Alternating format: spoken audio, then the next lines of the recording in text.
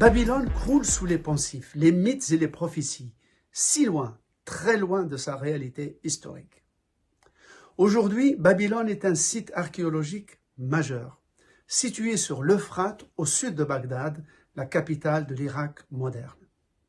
Mais il y a 4000 ans, Babel, ou la porte de Dieu en akkadien ainsi qu'en araméen, en hébreu et en arabe, est la capitale d'un royaume qui domine alors la basse Mésopotamie, son prestige s'étendant bien au-delà.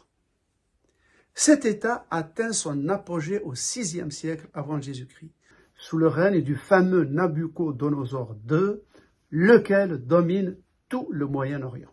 Sa capitale est célèbre par ses édifices religieux hors pair, dont la Ziggourate, une tour haute de 7 étages consacrée au dieu de la cité, Marduk. La ville est finalement conquise et annexée fin 539 avant Jésus-Christ par le roi perse Cyrus le Grand.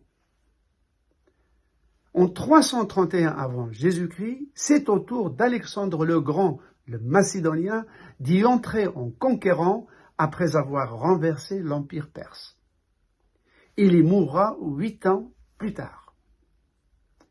Ruinée et dépeuplée, Babylone sort d'un coup de la grande histoire et entre d'emblée dans le mythe.